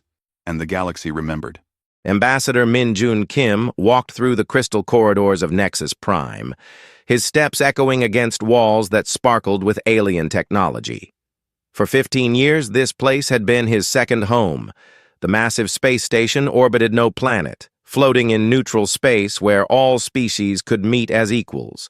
At least, that was what Min Jun had believed. He nodded to a Vrex diplomat as he passed. The insectoid creature clicked its mandibles in greeting, its compound eyes reflecting the station's lights. Min Jun had learned to read their body language years ago. The Vrex had seemed like friends. So had the Thalons, the Zeraph, and all the others who made up the Galactic Council. Today was the Grand Assembly, where humanity would finally receive full voting status in the Council. Earth had worked hard for this moment, proving themselves peaceful and cooperative. They had shared their art, their music, their technology. They had opened their worlds to alien visitors. They had done everything right. Min Jun entered his temporary quarters to review the ceremony details one final time. As he sat at his desk, his datapad chimed with an incoming file. The sender was listed as anonymous. His security training told him to delete it immediately, but something made him hesitate. He opened it. The file contained thousands of documents, all marked with the highest security classifications from different alien governments. Min Jun's hands began to shake as he read. He went through page after page, his stomach twisting tighter with each word. It was called the Harvest Accord, signed secretly by every major species in the Galactic Council. Signed 12 years ago, just 3 years after humanity had made first contact. The document outlined a plan in cold, clinical language. Humanity would be designated a slave race for the entire galaxy. Min-Jun read the justifications they had written. Humans were intelligent enough for complex tasks, but young enough to have no powerful allies. They bred quickly and adapted to different environments easily. Their bodies were strong and their minds were clever. They would make perfect workers for the dangerous jobs that other species did not want to do. The file showed how carefully they had planned everything. The friendly diplomatic missions had been intelligence gathering. Every cultural exchange had included medical teams studying human biology, looking for weaknesses. The alien merchants who had visited Earth's colonies were mapping populations and defenses. The Council had encouraged humans to spread out to different worlds, not because they welcomed humanity's growth, but because scattered colonies would be easier to attack and capture. 16 species had signed the accord. Not just a few criminal organizations or rogue governments. Every major civilization in the Council had agreed that humanity should be enslaved. The Vrex had proposed it. The Thalans had provided the legal framework. The Zeref had designed the weapons. Species that Min-Jun had called friends had spent years planning to chain his people. The documents showed detailed plans for the attack. Simultaneous strikes on all 40 human colonies, stun weapons and neural disruptors specifically calibrated for human nervous systems. Transport ships ready to carry billions of captives to slave markets across the galaxy. The attack would begin within days, right after the Grand Assembly ceremony. They wanted humanity relaxed and celebrating, completely unprepared. Min-Jun sat frozen, trying to process what he had learned. Every smile had been a lie. Every treaty had been a trap. The galaxy did not see humans as partners or friends. They saw property, resources to be harvested like minerals or timber. His hands moved almost automatically, copying the files to a secure quantum transmitter hidden in his quarters. Earth needed to know. Earth needed to prepare. But even as he worked, Min-Jun realized how hopeless it seemed. Humanity had scattered across 40 worlds. Their military was decent, but designed for defense, not for fighting 16 species at once. How could they possibly survive? The door to his quarters suddenly opened. 3 Vrex security officers entered, their weapons already drawn. Behind them stood Ambassador Zethan, the Vrex who had mentored Min-Jun for years, who had taught him about galactic politics, and called him friend. "I am sorry you found that information," Zethan said, his translator making his clicking speech into flat, emotionless words. "You were not supposed to know until it was over. We wanted to spare you the fear." Min-Jun backed away slowly. "Spare me? You were planning to enslave my entire species." "Not enslave. Employ," Zethan corrected. "You would have been cared for, fed, housed. Your role in galactic society would have been clear and purposeful. Many of your kind would have found satisfaction in their work." "We would have been slaves," Min-Jun said, his voice cold. "Property. You were going to destroy everything we built." Zethan's mandibles twitched in what might have been sadness, or might have been nothing at all. "Your species is young. You have no ancient claims, no historical territory. The galaxy was divided long before you reached the stars. There is no room for another sovereign power. But there is always need for workers. We were giving humanity a place in the galactic order by taking away our freedom." "Freedom is overrated by young species," Zethan said. "Security and purpose matter more. In time, your grandchildren would have understood." The Vrex security officers moved closer. Min-Jun knew he had seconds at most. His hand slammed down on the transmitter button. The device hummed, then exploded in a shower of sparks as one of the officers shot it. But the transmission had already begun. The files were racing toward Earth through quantum channels, faster than any ship could follow. "It is done," Minjun said quietly. "Earth knows everything." Zethan's body language shifted to something Minjun could not read. "Then the harvest must begin early. We had hoped to avoid military conflict. Your warning will change nothing except the casualty count." Minjun was taken to a detention cell deep in Nexus Prime. Hours later, through the small window, he saw the fleets gathering. Hundreds of ships from 16 different species, all preparing to jump to human space. The largest military force ever assembled by the Galactic Council. As the fleets vanished into hyperspace, Minjun pressed his hand against the cold wall and whispered a prayer. Not for himself, but for the billions who had no idea what was coming. For the children who would wake up tomorrow in chains. For the civilization that had reached for the stars with hope and would find only betrayal. The galaxy had made its choice. Now humanity would have to make theirs. And Minjun wondered, trapped and helpless, what choice his species could possibly make against such overwhelming power. Commander Park Jiwoo stood on the bridge of the defense station orbiting New Busan colony when the first alien ships appeared. One moment, the space around the colony was empty. The next, 300 vessels materialized in perfect attack formation. Vrex cruisers, Thalon warships, Zeraf carriers, and a dozen other species he recognized from diplomatic files. "All hands to battle stations," he said calmly, though his heart hammered in his chest. "Launch all fighters. Activate planetary shields." The warning from Ambassador Minjun had arrived just 6 hours earlier. 6 hours to prepare for what the message called the harvest. 6 hours to ready defenses against 16 species who had spent years planning this attack. It was not nearly enough time. Park's wife and 2 daughters lived on New Busan's surface. He had sent them to the emergency shelters as soon as the warning came. Now he could only hope those shelters would be enough. The alien fleet did not bother with communication or demands. They simply attacked. Weapons fire lit up space as human ships moved to intercept. Park's forces fought with desperate courage, but they were overwhelmed. For every alien ship destroyed, 3 more took its place. The aliens used weapons Park had never seen before.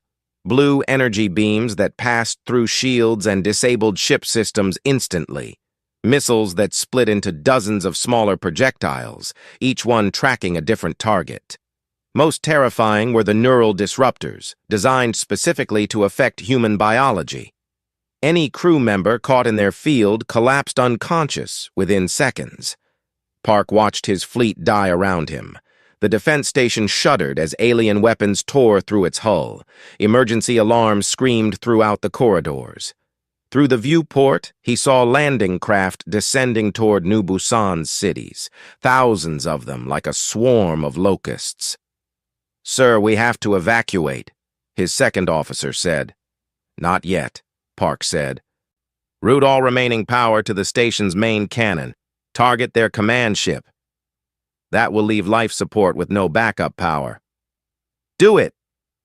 The station's massive cannon fired one last time, its beam cutting through space and punching through a Vrex dreadnought's shields.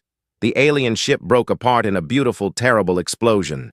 Park felt no satisfaction. It was one ship among hundreds. The station's power failed. Emergency lights flickered on, casting everything in red shadows. Park and his crew made it to the escape pods, launching away from the dying station just before it exploded behind them. As his pod descended toward New Busan, Park saw the harvest happening below.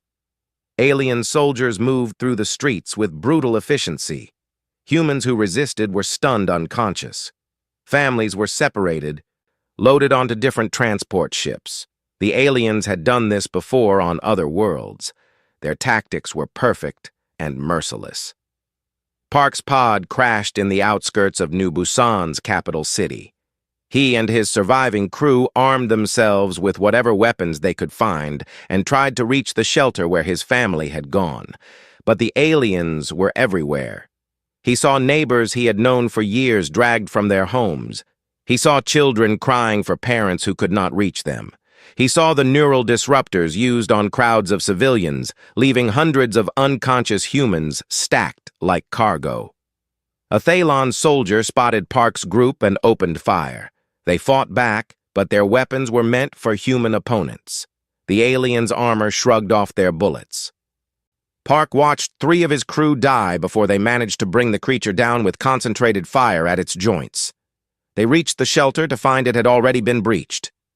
Alien soldiers were methodically removing the humans hiding inside, scanning each one with strange devices before sorting them into groups. Park pushed forward, searching desperately for his family. He found them near the back. His wife, Soo-Jin, held their 2 daughters close.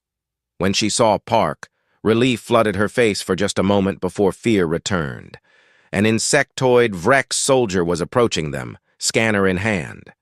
Park raised his weapon, but a neural disruptor blast from behind dropped him to his knees. His body would not obey his commands.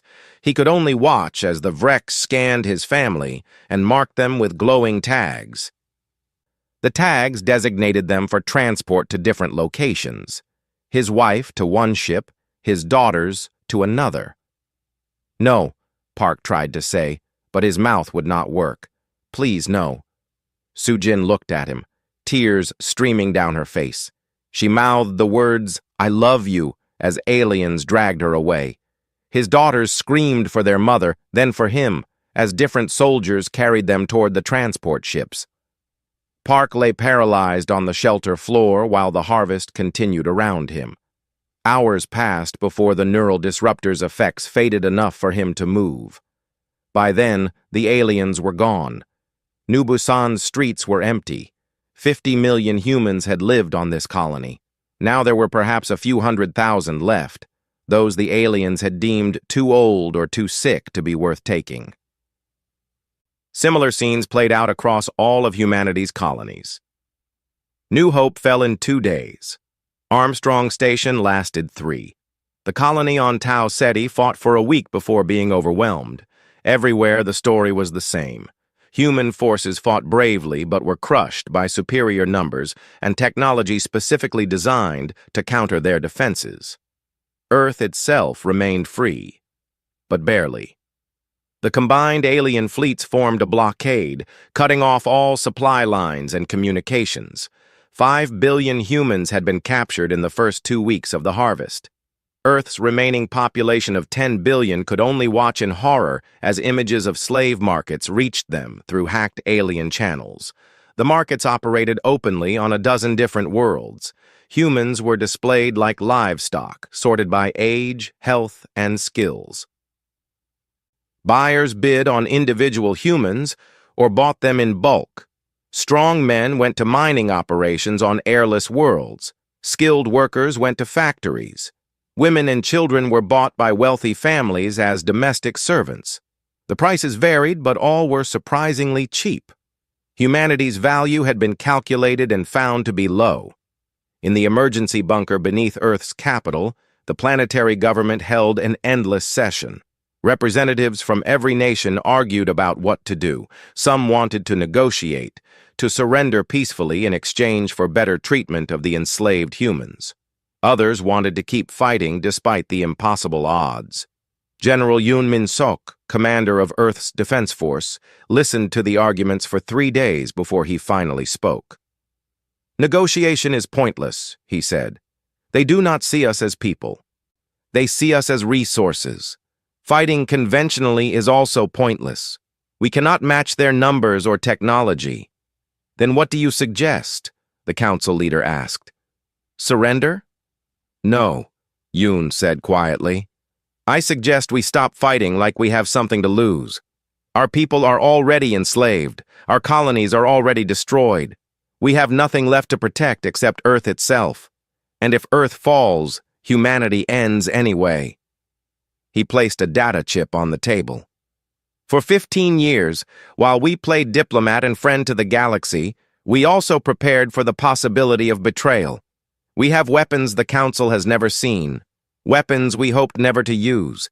They are terrible weapons, cruel weapons, weapons that do not just win battles but erase entire species. The room fell silent. If we use these weapons, there is no going back, Yoon continued. The galaxy will see us as monsters.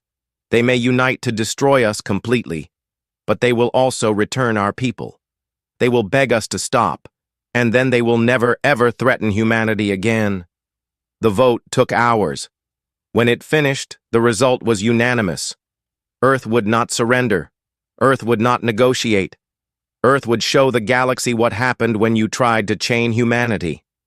Commander Park Ji-woo, back on Earth and promoted despite his failure to save New Busan, received his new orders directly from General Yoon. He read them 3 times before he believed what they said. "Are we really going to do this?" he asked. "They took everything from us," Yoon said. "Now we take everything from them." Park thought of his wife and daughters, somewhere in the galaxy, wearing slave collars and serving alien masters. He thought of the 5 billion other humans suffering the same fate. He thought of the children who would be born into slavery, who would never know freedom. "When do we begin?" he asked. The hidden military stations activated throughout the solar system, emerging from behind moons and asteroids where they had waited for 15 years. Commander Park Ji-woo stood on the bridge of the dreadnought Righteous Fury, one of 20 massive warships that had been built in secret while humanity smiled and shared culture with the galaxy. These were not defensive vessels. Every system, every weapon, every piece of technology had one purpose: overwhelming offensive power. The ships did not carry names like Hope or Unity. They carried names like Vengeance, Retribution, and Extinction. Because humanity had learned what the galaxy really thought of them. "All ships report ready," the communications officer said. Park looked at the display showing his fleet. Around him were the other 19 dreadnoughts, each carrying weapons that would make the Galactic Council wish they had simply left humanity alone. Behind them came hundreds of cruisers, destroyers, and carrier ships loaded with fighters. This was not Earth's entire military. This was just the first wave. "Set course for the Vrex homeworld," Park commanded. "Maximum speed." The fleet jumped into hyperspace, crossing the galaxy in 3 days. When they emerged at the edge of the Vrex system, alarms immediately sounded on every Vrex station and ship. The insectoid species had grown comfortable in their power. They had enslaved dozens of species over thousands of years. They had led the conspiracy against humanity. Now they would be the first to pay. The Vrex defense fleet moved to intercept over 500 ships protecting their home system. Park did not bother with threats or warnings. He simply gave the order to fire. The human weapons were nothing like what the galaxy had seen before. Particle beams that burned through shields like they did not exist, missiles that could track targets through hyperspace jumps, and most devastating biological weapons that humanity had spent 15 years perfecting. During the cultural exchanges, humanity had obtained samples of every major species' genetics. They had done this carefully, politely, under the guise of medical research and scientific cooperation. The aliens had freely shared, never imagining what humans would do with that information. Now that research bore terrible fruit. The first wave of missiles that hit the Virex homeworld did not carry explosives. They carried engineered pathogens designed specifically for Vrex biology. The diseases spread through their hive connections, jumping from one insectoid to another with perfect efficiency. Within 24 hours, every major population center on the Vrex homeworld was infected. The Vrex had no natural immunity. The diseases attacked their respiratory systems, their nervous systems, their ability to communicate through pheromones. The victims died in agony, their hive minds fracturing and screaming across their neural networks. The death of one spread panic and pain to all others connected to them. Park watched the sensor readings as the Vrex population crashed. 17 billion lives. He felt nothing. They had planned to enslave his entire species. They had torn his family apart. This was justice. The Vrex defense fleet, confused and horrified by what was happening to their homeworld, tried to mount a counterattack. Human ships tore through them methodically. The battles were not even close. Humanity's weapons had been designed by people who knew they would only get one chance. Every shot counted. Every system worked perfectly. Within 72 hours, the Vrex homeworld was silent. The once proud species that had dominated the galactic slave trade for millennia was reduced to scattered survivors on distant colonies, all of them knowing their civilization was finished. The galaxy watched in horror. Every species monitored the destruction, seeing the recordings that humanity deliberately broadcast. Park made sure they all understood the message. This is what happens when you threaten humanity. The human fleet did not stop. They jumped to the Thalon ocean worlds next. The aquatic species had provided the legal framework for the Harvest Accord, writing the laws that declared humanity could be property. They lived in vast underwater cities on 12 different planets, their civilization built in the depths of alien seas. Humanity showed them the depths of human fury instead. The weapons dropped into Thalon oceans were not bombs. They were thermal devices that superheated water on a molecular level. The seas began to boil. Steam rose in massive clouds that choked the atmosphere. The Thalon fled their cities, but there was nowhere to go. Their entire civilization depended on liquid water, and humanity was taking it away. Some Thalon tried to evacuate to space stations, but human fighters hunted them down. Others tried to surrender, begging for mercy. Park's response was broadcast across all channels. "You gave our children no mercy. You sold them like animals. We will give you exactly what you gave us. Nothing." The Thalon worlds became dead, dry rocks orbiting their stars. Another civilization erased from the galaxy. The Zeref tried to prepare defenses when they saw the human fleet approaching their crystalline habitats. The silicon-based life forms had designed the neural disruptors used in the harvest. They had studied human biology and created weapons specifically to enslave humanity efficiently.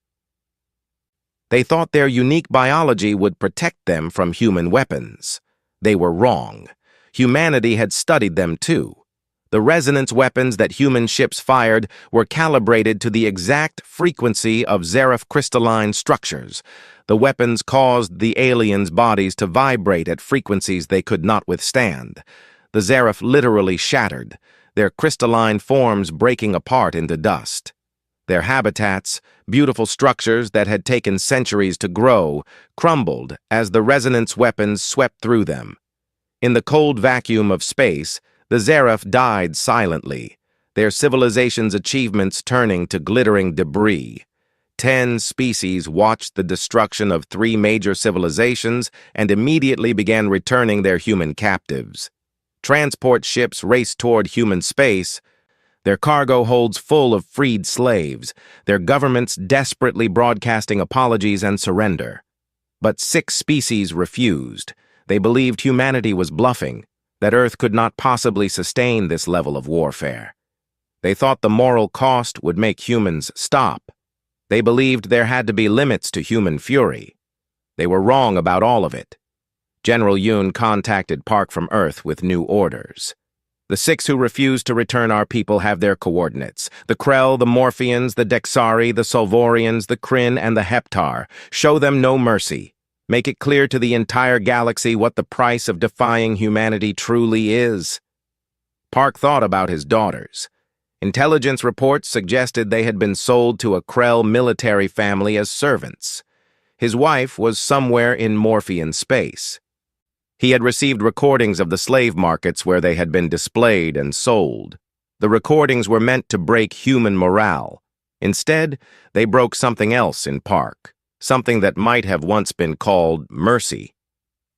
"Understood," he said. We will erase them. Ambassador Min Jun Kim, freed when the council collapsed in panic, managed to get a message to Park before the next attack began. Commander, please. 10 species have surrendered. They are returning our people. The galaxy understands the message. We can stop now. We can show that humanity is better than this. Park read the message and sent back a single sentence.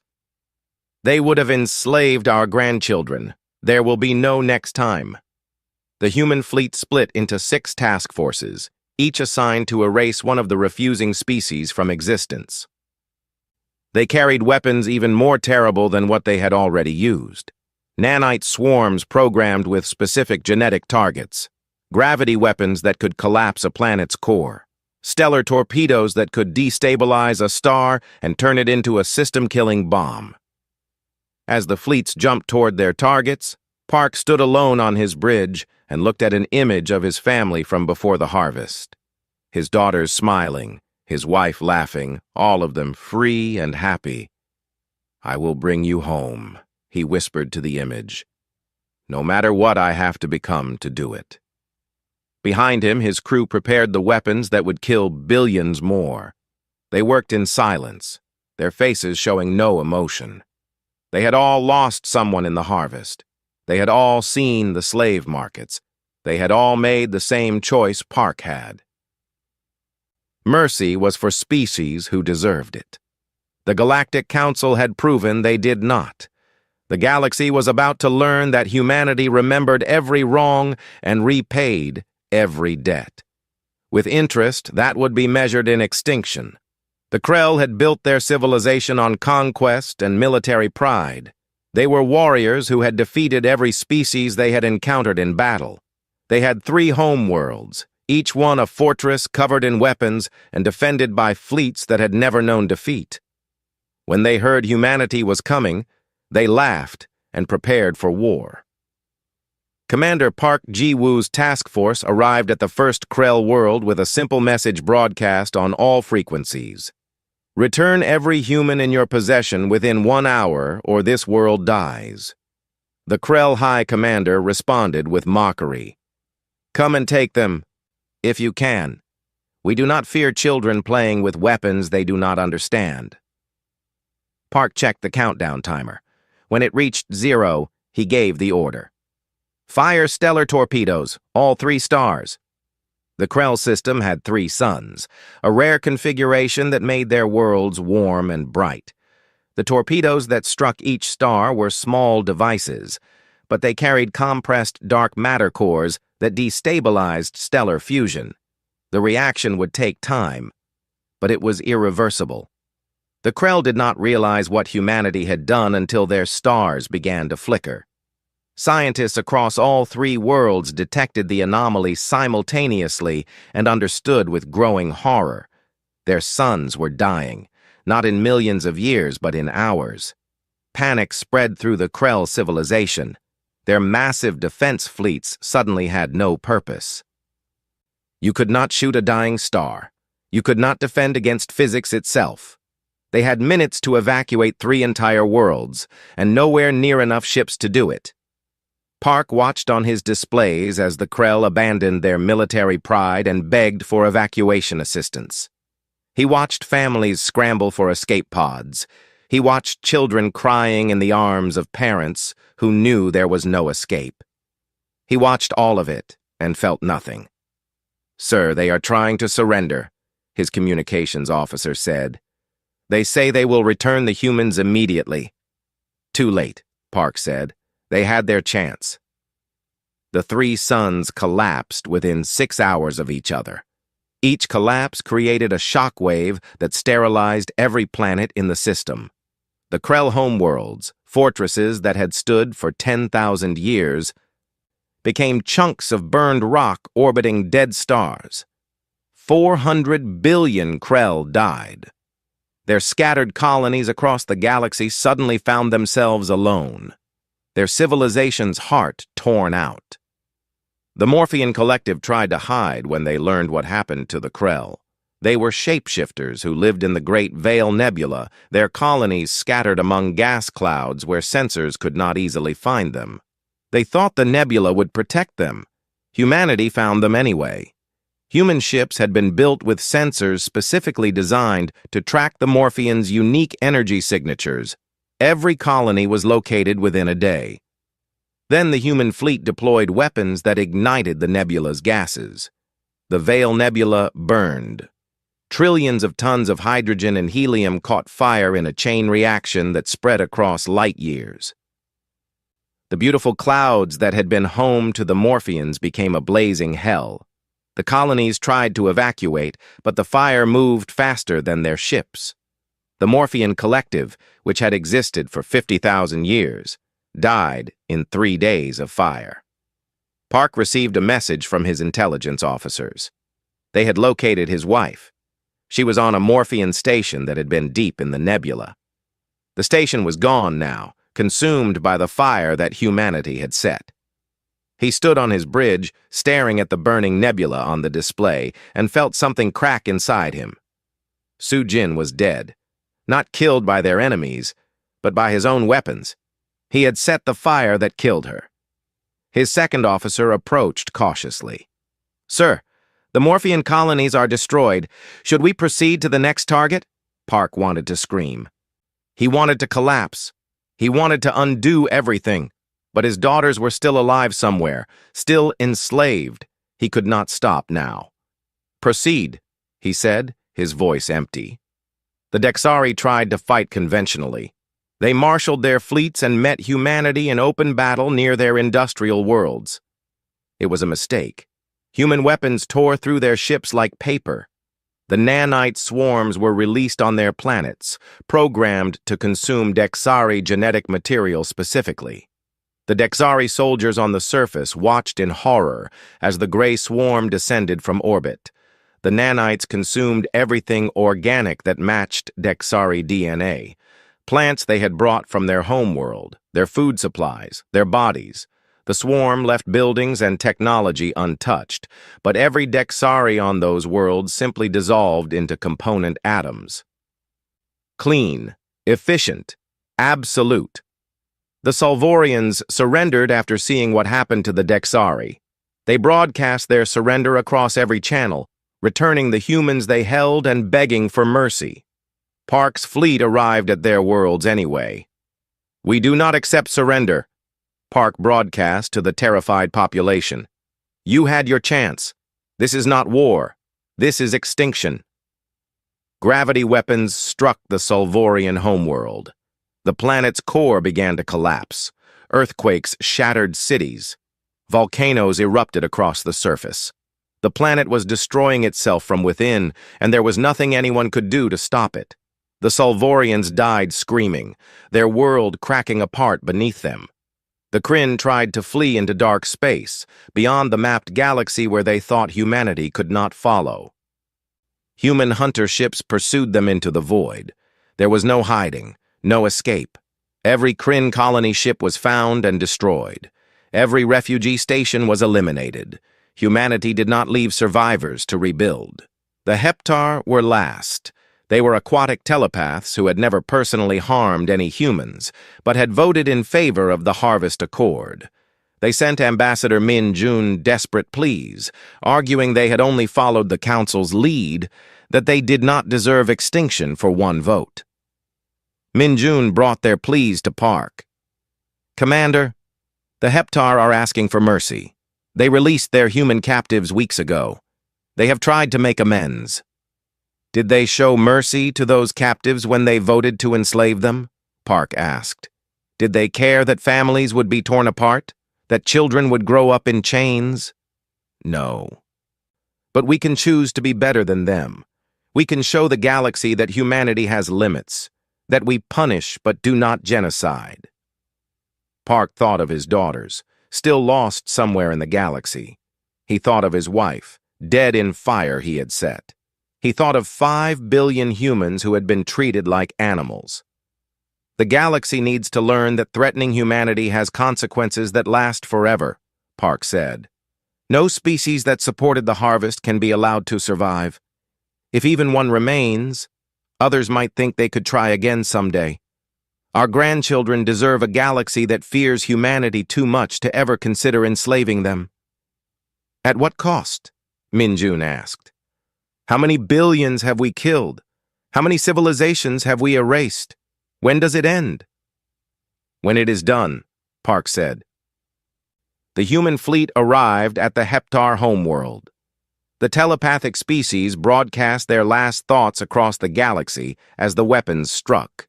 Fear, regret, pleading, then silence.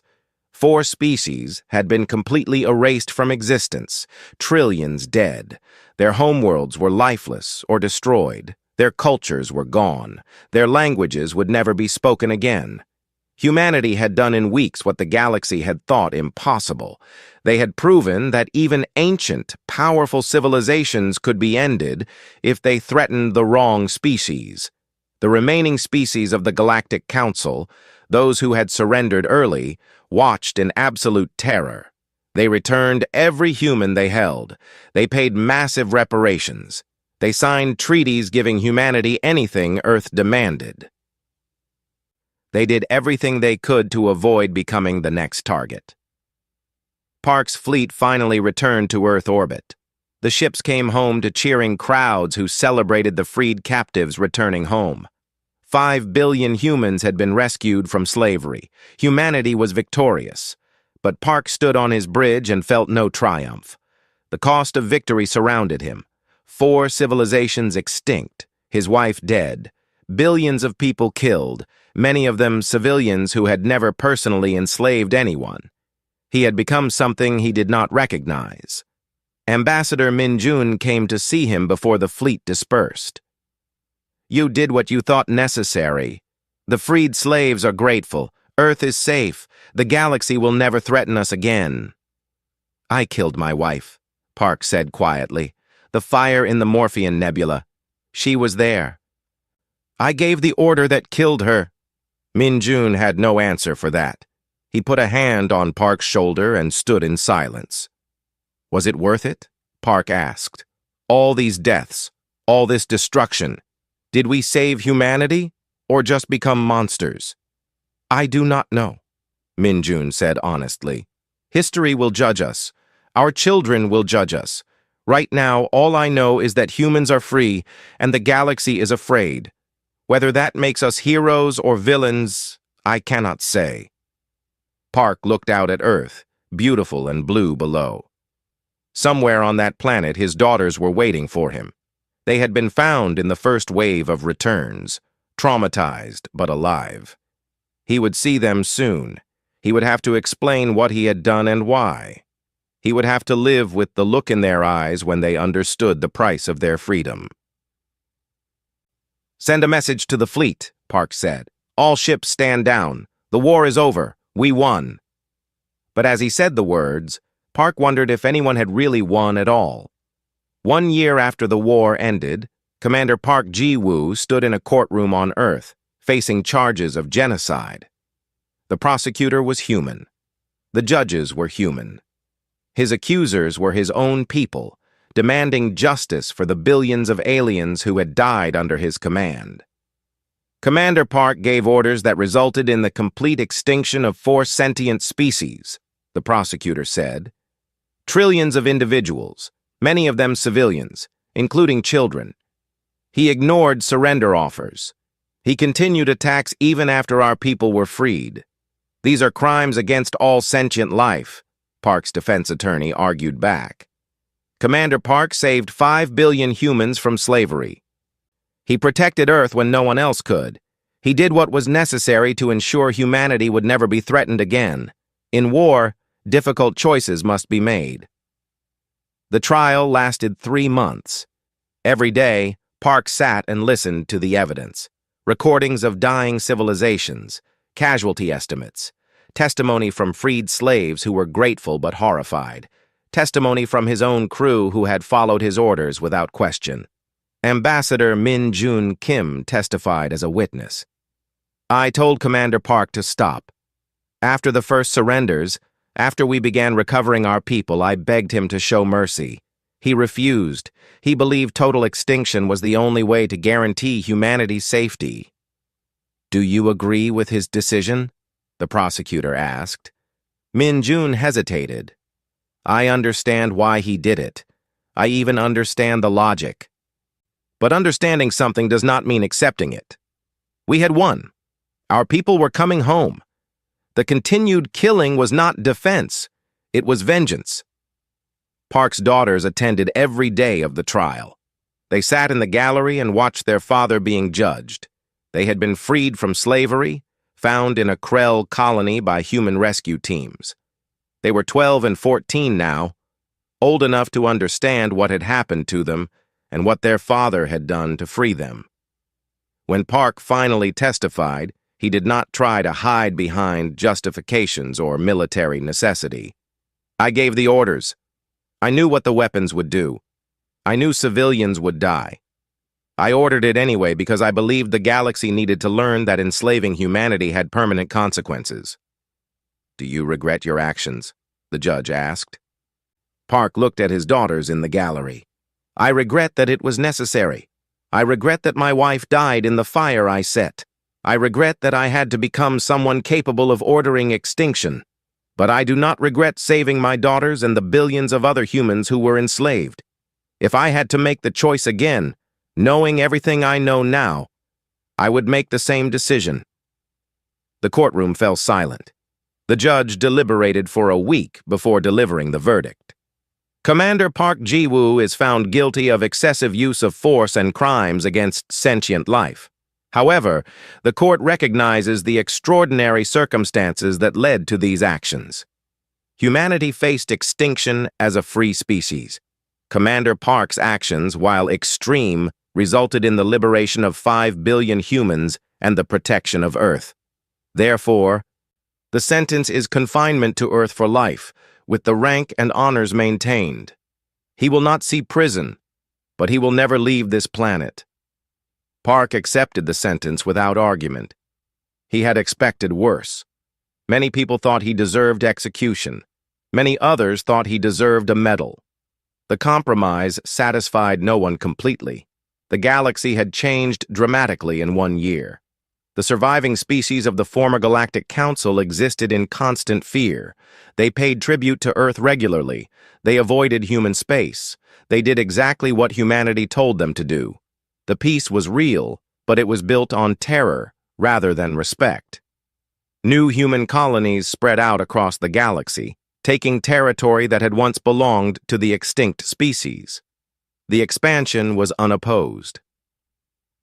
No one dared tell humanity where they could or could not go. Earth had become the dominant power in known space by proving they would rather destroy the entire galaxy than accept slavery. But the cost weighed on humanity. The freed slaves struggled to reintegrate. Many had been enslaved for years, treated as property, separated from families. They came home to a civilization that had committed genocide to rescue them. Some felt grateful, others felt guilty. All of them were traumatized. The younger generation, those who had not lived through the harvest, questioned what had been done in their name. Universities held debates about the ethics of extinction as a defensive strategy. Some argued it was justified. Others argued humanity had lost its moral authority. The arguments never ended. Park returned to a small apartment in Seoul. His daughters lived with him, but their relationship was strained. They loved him because he was their father. They were grateful he had saved them. But they had nightmares about what they had experienced, and they knew their rescue had cost billions of lives. "Do you think we are bad people?" his younger daughter, Ji-ah, asked him one night. "The aliens at school say humans are monsters. They say we killed their grandparents." Park did not lie to her. "We did terrible things, but they were done to protect you and everyone else. Does that make us bad? I do not know. You will have to decide that for yourself when you are older." "I wish it never happened," she said quietly. "I wish they had never taken us. Then you would not have had to do those things." "I wish that too," Park said. Min-jun visited Park occasionally. The ambassador had been appointed as Earth's representative to what remained of the Galactic Council. He spent his time trying to rebuild diplomatic relationships and prove humanity could be peaceful again. It was difficult work. The galaxy remembered the burning nebulas and dying stars. "How is the diplomatic situation?" Park asked during one visit. "Terrified," Minjun said bluntly. "Every species walks on eggshells around us. They agree to every human demand. They complement our culture. They act like they always supported us. But I see the fear in their eyes. They think we might decide to exterminate them next if they displease us." "Maybe that fear is necessary," Park said. "Maybe it keeps everyone safe." "Fear is not friendship," Minjun said. "Fear is not respect. Fear is just waiting for the next atrocity." "We wanted to be part of the galactic community. Now we rule it through terror."